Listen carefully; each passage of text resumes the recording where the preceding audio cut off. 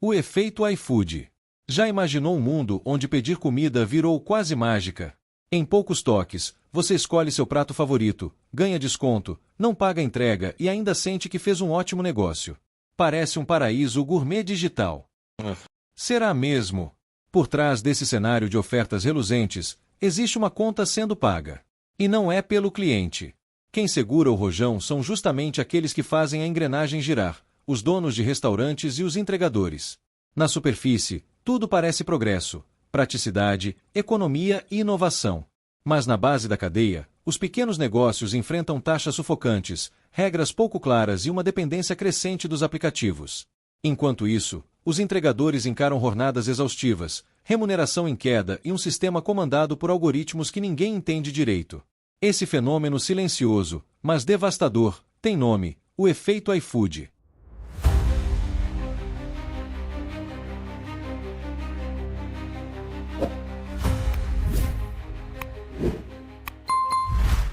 Entender como ele funciona pode mudar completamente a forma como você pede sua próxima refeição.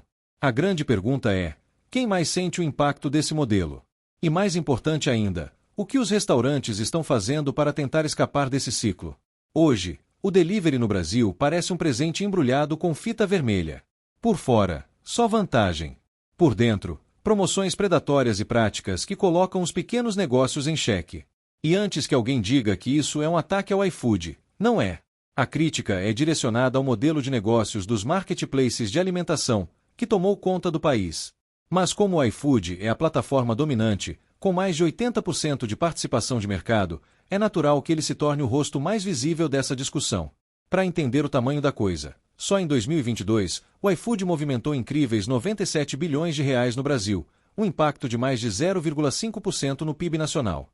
E como funciona, na prática, para quem quer vender pela plataforma? O iFood oferece dois modelos principais. Plano básico: 12% de comissão sobre o valor do pedido, mais 3,2% se o cliente pagar pelo aplicativo. Se o restaurante faturar mais de R$ 1.800 por mês, ainda paga uma mensalidade de R$ 130. Círculo vermelho grande: plano entrega. Aqui o iFood também faz a entrega, mas cobra 23% de comissão, mantendo a mesma taxa de pagamento e uma mensalidade de R$ 150 se passar do mesmo limite de faturamento. Agora segura essa: se um restaurante fatura exatamente R$ 1.800, ele pode ter até 34,5% desse valor consumido só pelas taxas da plataforma. Dá para imaginar o impacto disso em qualquer margem de lucro? E claro, nem tudo é negativo. Para estabelecimentos pequenos, que funcionam só online e sem espaço físico, o iFood pode ser a única vitrine real. Mas para os que operam tanto online quanto no salão, essas tarifas são um peso que muitas vezes leva à dependência total da plataforma. E é aí que entra o canibalismo do mercado. Em vez de atrair novos clientes, os apps acabam tirando clientes da loja física com promoções agressivas. Ou seja, o restaurante vende para o mesmo cliente de antes, só que com menos lucro, porque agora paga comissão. Quer um exemplo emblemático dessa lógica? Em 2019, o iFood lançou o Loop, um restaurante próprio dentro da plataforma. Oferecia pratos a R$ 4,99 na primeira compra e R$ 9,99 nas seguintes, com entrega grátis. Parece uma grande vantagem, até você olhar pelo lado dos restaurantes que não conseguem competir com esses valores. Um deles, o BA Sabá, vendia refeições simples por R$ 14 e, de repente, precisava se adaptar a uma realidade onde R$ 5 não cobre nem o custo do prato, quem dirá gerar lucro. Como bem resumiu Alexandre Bassoli, do BA Sabá. R$ 5 é o preço de um salgado. Como a gente compete com isso? Como servir uma refeição decente a R$ 10 com entrega grátis? E o buraco é mais embaixo. Enquanto os pequenos se matavam para acompanhar o preço, o iFood fechava acordos diretos com restaurantes de comida por quilo, comprando em grande escala e pagando adiantado. Isso tornava os preços inacessíveis para qualquer outro concorrente, exceto quem controla toda a operação. A Abrazel, Associação Brasileira de Bares e Restaurantes, foi categórica: isso é uma forma de dumping, quando se vende abaixo do custo para eliminar concorrentes. A diferença: quem absorve o prejuízo são os próprios restaurantes parceiros, forçados a competir com um sistema que favorece o próprio app. O iFood se defendeu. Disse que a Operação Loop usava a capacidade ociosa de restaurantes e logística programada para reduzir os custos. E que tudo estava dentro da lei. Mas o estrago foi feito. E embora o loop tenha sido descontinuado, deixou claro até onde o jogo pode ir. E não foram só os pequenos que sofreram. Segundo matéria da BBC, até grandes redes de fast food sentiram o baque. Um franqueado relatou que o iFood vendia milkshakes com 50% de desconto, pagando valor cheio pro restaurante. Só que, nesse processo, desviava os clientes da loja física. A advogada Patrícia Peck alertou: essa guerra de preços pode parecer ótima pro consumidor no curto prazo, mas no longo prazo pode dizimar o mercado e deixar todos reféns de um único canal. Assim, os restaurantes ficam diante de um impasse. Entram nas promoções, quase sem lucro, ou perdem visibilidade e vendas. E quanto mais vendem pelo app, mais dependentes ficam. É um ciclo vicioso: trabalham mais, ganham menos. Enquanto isso, o iFood e outras plataformas seguem lucrando. Com desconto ou sem, eles levam sua comissão. E agora, talvez o mais ignorado nessa história, os entregadores, que fazem a engrenagem girar, mas raramente aparecem como protagonistas. A realidade dos entregadores e caminhos alternativos. Eles são chamados de parceiros, empreendedores, colaboradores, nomes sofisticados para quem está no corre todo dia, sob sol ou chuva, levando comida de um ponto ao outro da cidade. Mas a realidade dos entregadores de aplicativo no Brasil passa longe desses títulos pomposos.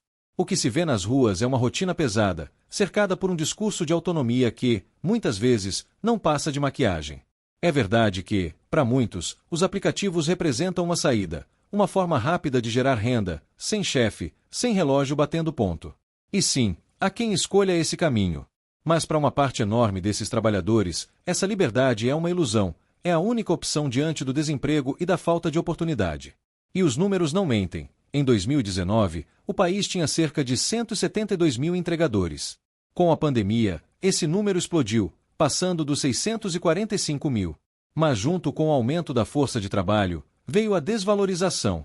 A remuneração despencou, enquanto a carga horária aumentou brutalmente. Antes, 1 quilômetro rodado valia 6 vezes mais do que vale hoje. Para entender o funcionamento desse sistema, é importante conhecer os dois perfis principais de entregadores, os chamados nuvem e os OLS, operadores logísticos. Os entregadores nuvem são a maioria, cerca de 57%. Eles têm mais flexibilidade, escolhem quando se conectar, mas dependem dos horários de pico e da avaliação de desempenho para conseguir boas rotas. Já os OLS, os outros 43% seguem uma escala fixa, com horários definidos pela empresa que gerencia a operação. São jornadas rígidas, que muitas vezes superam os limites legais da CLT, com entregadores trabalhando até 66 horas por semana, em turnos extensos e com apenas 20 minutos de intervalo. E piora. Segundo a pesquisadora Pamela de Oliveira, em muitos casos, o entregador nem tem controle sobre sua entrada e saída. O sistema loga automaticamente o profissional no início do turno e o desconecta no fim. Se ele estiver offline, ou com o celular desligado no horário de início, recebe uma falta. Sim, isso mesmo. É como um relógio de ponto, só que sem os direitos trabalhistas. Como um dos entregadores resumiu: nuvem é mais livre. OL tem compromisso direto com o iFood. Cumpre horário, jornada e escala. A rigidez é tanta que chega a lembrar os antigos chain gangs, aquelas correntes humanas de presos que trabalhavam acorrentados. Só que, nesse caso, o trabalhador é um cidadão comum, tentando ganhar a vida com dignidade. E no centro disso tudo, o algoritmo. Ele observa, avalia e decide. Os entregadores são classificados com base em performance, tempo online, índice de cancelamento. Quem não se adapta ao ritmo do algoritmo acaba sem entrega e, por consequência, sem renda. A prometida autonomia acaba virando uma falsa liberdade, limitada por um sistema que exige presença constante, avaliações positivas e cumprimento de regras que mudam sem aviso.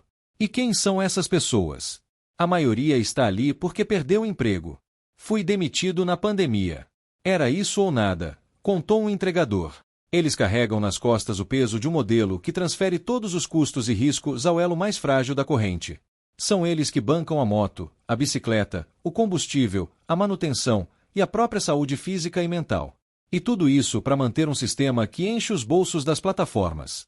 É natural que o iFood queira lucrar. É um negócio, afinal. O problema surge quando esse lucro vem do desequilíbrio, e sem concorrência real, quem dita as regras é sempre o mais forte. No fim das contas, a estratégia das grandes plataformas parece clara: atrair, dominar e espremer. A tão vendida independência dos entregadores se transforma em uma exploração moderna, onde se trabalha muito, arrisca tudo e não se tem nenhuma garantia em troca. E olha, nem quero entrar aqui na discussão sobre regulamentação, CLT, ou no famoso argumento do se não tá bom, vai fazer outra coisa. O buraco é muito mais profundo e politizado. Mas uma coisa é certa, do jeito que está, não dá para continuar. Sinceramente, eu mesmo parei de usar apps de entrega. Prefiro falar direto com o restaurante. Apoio o comércio local e ainda evito colocar um intermediário no meio que, no fim, cobra caro demais para fazer a ponte. Já trabalhei em restaurante e vi de perto como esses aplicativos podem ser injustos pro negócio. E mesmo reconhecendo que eles oferecem conforto pro consumidor, como descobrir novos lugares e pagar com um clique, a conta, no fim, não fecha. É melhor, para mim, pagar direto no WhatsApp ou no site do restaurante do que usar um cupom de desconto que eu sei que vai custar caro para alguém do outro lado. E aí fica a pergunta: os restaurantes vão continuar reféns das plataformas? O que eles podem fazer para quebrar essa dependência? O modelo atual parece vantajoso para todo mundo, clientes que amam uma promoção e investidores que surfam nos lucros. Mas entre esses dois extremos estão os restaurantes e os entregadores. Eles assumem riscos, arcam com custos e não têm controle sobre o valor do próprio trabalho. É verdade que alguns estabelecimentos conseguem nadar contra a corrente e tirar boas margens dentro do app. Mas a maioria vive presa num ciclo de promoções sufocantes e comissões impagáveis. A boa notícia é que uma nova tendência começa a ganhar espaço: os aplicativos próprios. Só no primeiro trimestre de 2024, os pedidos feitos diretamente nos canais dos restaurantes, como site, app próprio, telefone ou WhatsApp, aumentaram 11% em relação ao mesmo período de 2023. E os resultados são animadores. A rede de empanadas artesanais La Guapa, por exemplo, criou seu próprio aplicativo em 2021. No começo, esse canal representava apenas 4% das vendas. Hoje, já responde por 20% do faturamento total. E mais que uma plataforma de venda, virou uma ferramenta de relacionamento. A gente conhece CPF por CPF, entende o que o cliente consome e consegue inovar a partir disso, explicou Benny Goldenberg, um dos administradores da rede. E tem mais: sem a mordida das taxas dos intermediários, os pratos podem custar até 20% menos. Todo mundo sai ganhando: o cliente, o restaurante e até a entrega, que pode ser feita com mais margem e respeito. Estratégia híbrida e o futuro do delivery. Como bem resume Paolo Somussi, presidente da Brasel, quando o restaurante assume o controle da operação, o jogo muda. Ele passa a oferecer um produto melhor, mais barato e com mais margem. O mercado fica mais justo e mais interessante. E olha só, não é preciso ser uma rede gigante com um time de tecnologia. Muitos estabelecimentos estão aderindo aos chamados aplicativos White Label, uma solução que permite ao restaurante ter seu próprio app de delivery, com a sua cara, seu logo, sua identidade, tudo isso pagando uma assinatura mensal, mas sem as comissões salgadas dos grandes agregadores como o iFood. Agora, sejamos honestos, o iFood ainda tem sua grande carta na manga: o ecossistema completo. Ele mostra o restaurante, apresenta o cardápio, processa o pagamento, chama o entregador, tudo de forma integrada. O restaurante só precisa cozinhar. Simples. Prático. Mas essa praticidade custa caro. Já o aplicativo próprio oferece mais liberdade e lucros mais altos, mas vem com desafios. O principal deles: fazer o cliente saber que ele existe. E isso exige investimento em divulgação, marketing e, claro, consistência na entrega.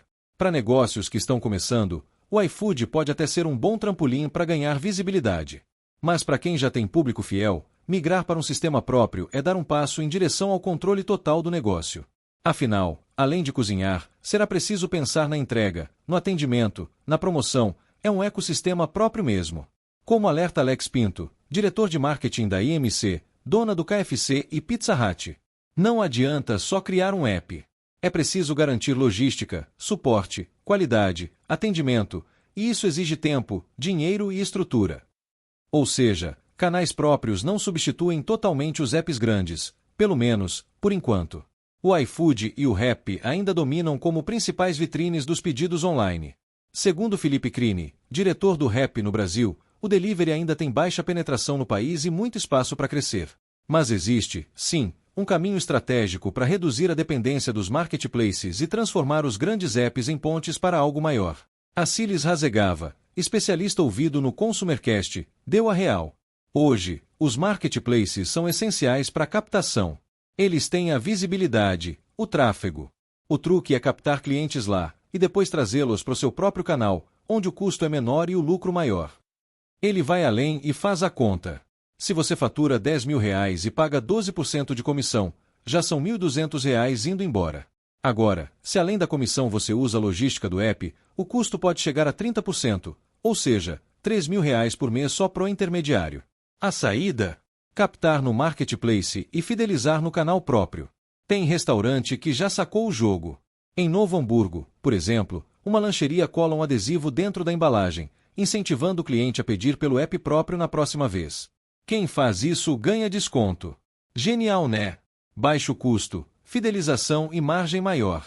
Esse pode ser o futuro do delivery, uma estratégia híbrida, onde os marketplaces ajudam a atrair clientes e os canais próprios garantem rentabilidade e relacionamento direto.